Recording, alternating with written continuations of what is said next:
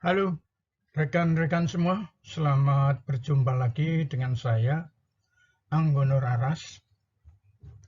Pada pertemuan ini, saya akan diskusi tentang manajemen pemasaran jasa. Materi ini menjadi salah satu pokok mata pelajaran bagi mahasiswa yang mengambil jurusan manajemen pemasaran ya tentunya.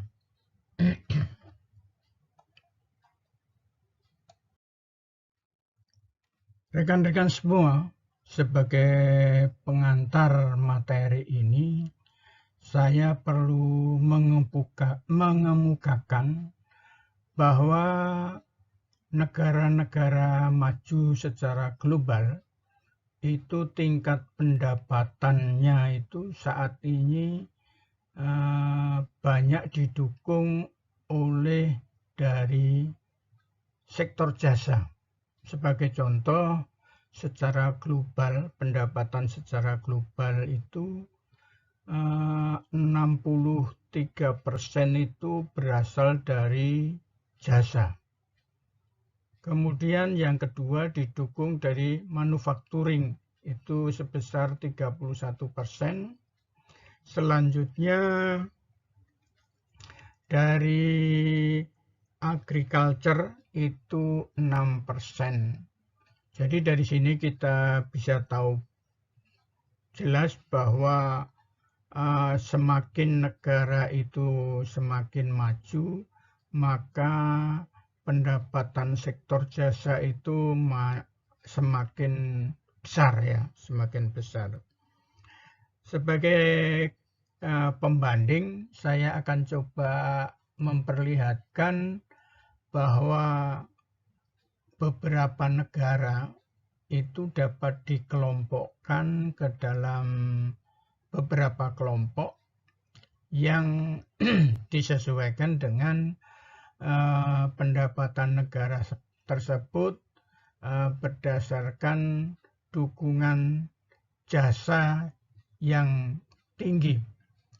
Jadi di sini saya sebutkan Jersey, Bermuda, Hong Kong, Bahama itu merupakan negara dengan potensi jasa, pendapatan dari sektor jasanya itu tinggi, dari 91% sampai 96%.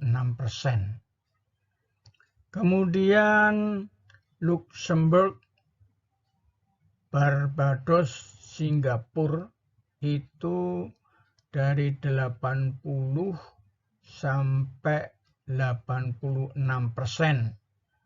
Sementara USA, UK, France, Panama, Belgia, dan Aussie atau Australia itu dari 75% sampai 79%. Sementara Jerman, Jepang, Swiss, Kanada, dan Fiji itu masuk kelompok 70% sampai 74%. Sementara Indonesia bersama Laos dan Arab Saudi merupakan negara dengan income dukungan dari jasa sebesar 36% sampai 39%. Jadi rekan-rekan semua, kita tahu semakin negara itu memanfaatkan sektor jasanya, maka biasanya negara itu biasanya lebih maju. Hal ini bisa kita buktikan Singapura. Singapura itu tetangga terdekat kita, dia bisa mencapai 80% pendapatannya dari sektor jasa, sementara Indonesia hanya atau baru 39% saja, ya kan? Kita tahu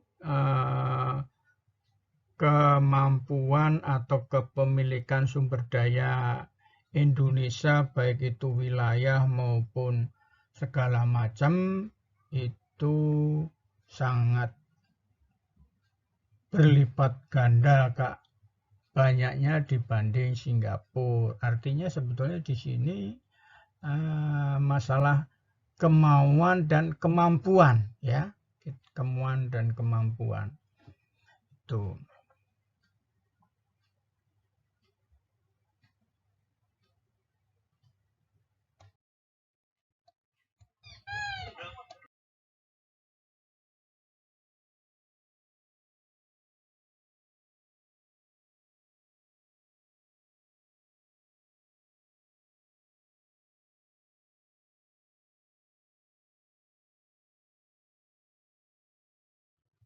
Rekan-rekan semua, mari kita melihat apa yang dimaksud dengan model bisnis jasa. Jadi kalau kita mau membuat satu produk jasa, maka kita perlu membuat satu model bisnis jasa. Nah, pada contoh di sini ada 3 buah variabel. Yang pertama namanya tiket sales online. Kemudian yang kedua adalah penumpang.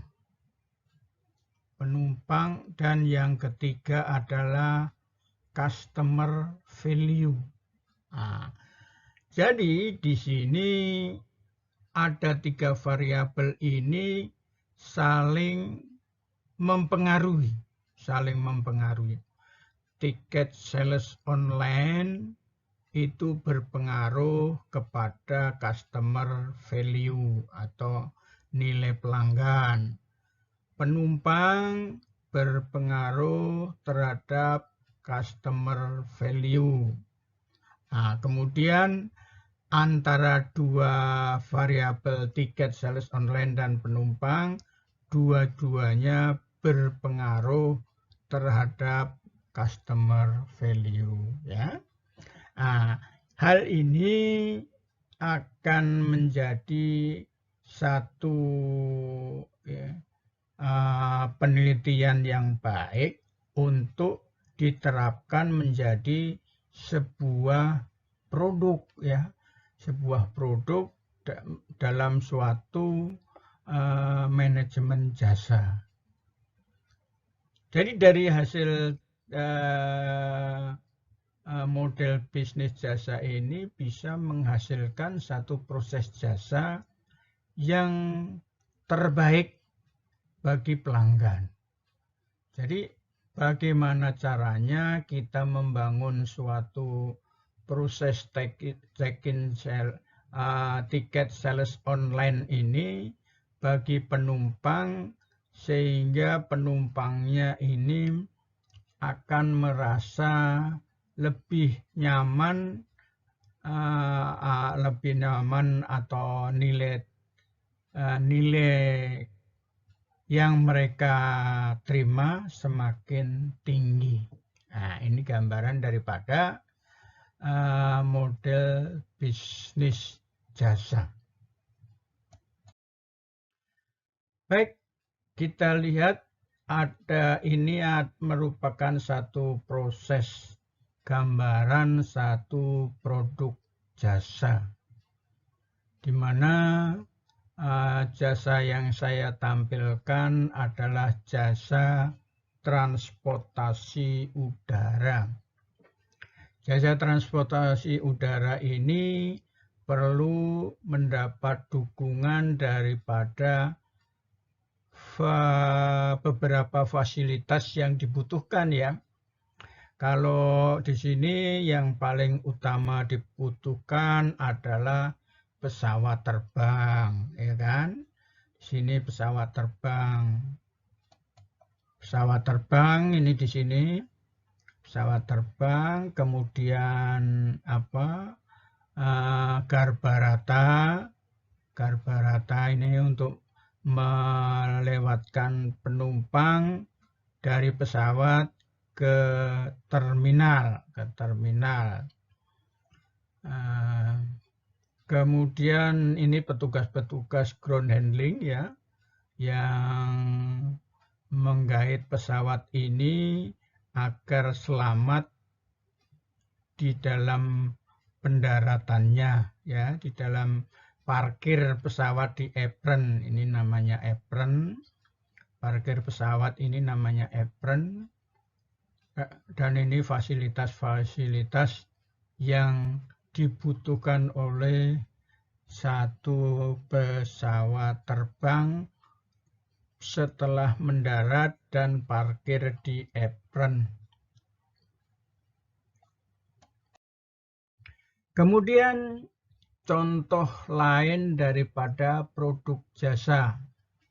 Ini seorang arsitek ya, desainer sedang merancang satu desain yang sedang dia buat.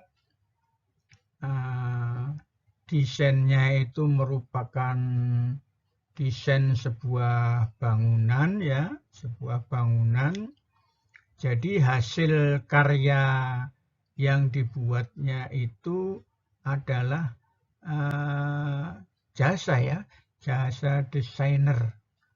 Orangnya namanya desainer atau insinyur atau arsitektur, maka hasilnya adalah desainer. Jasa desain.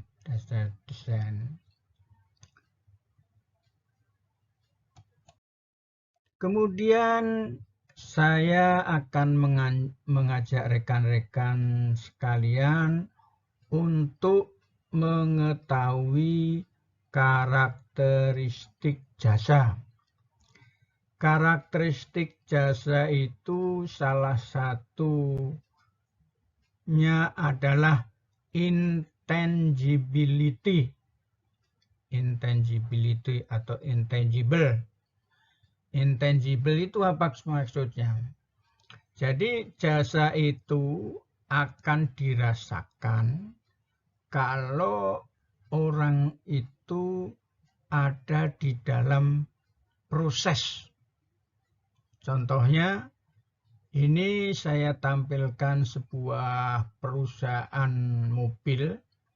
Mobil baru ini saya belum bisa menikmati, belum bisa merasakan jasa dari mobil ini.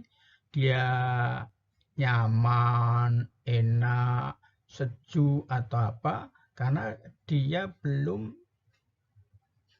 karena saya belum ada pernah merasakan ada di dalamnya.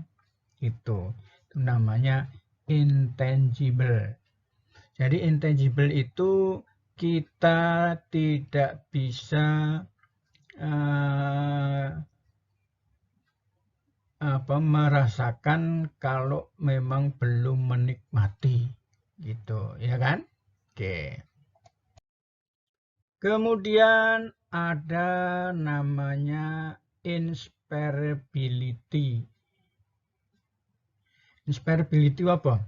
Inspirability itu bahwa jasa itu tidak bisa dipisahkan daripada alatnya. Contohnya jasa pelayanan penumpang menggunakan pesawat udara itu hanya bisa dirasakan bila orang ada di dalam pesawat. Begitu orang sudah keluar dari pesawat, maka dia sudah tidak bisa merasakan jasa pelayanan pesawat udara tadi, ya. Jadi jasa itu tidak bisa dipisahkan dari pemiliknya. Pemiliknya ya tentunya yang milikin pesawat tadi ya. Kemudian berikutnya ada namanya perishability. Nah, perishability itu apa? Perishability itu bahwa umur dari jasa itu tidak akan kekal. Dia akan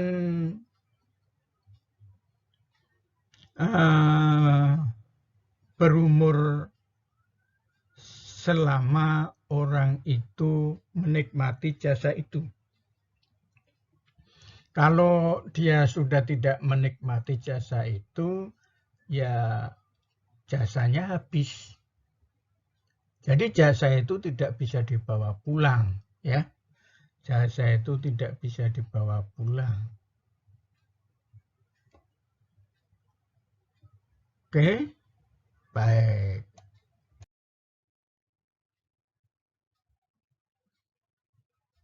Jadi rekan-rekan semua, mudah-mudahan manajemen jasa, manajemen pemasaran jasa pada awal ini bermanfaat bagi kalian. Semoga menambah pengetahuan. Terima kasih. Selamat belajar.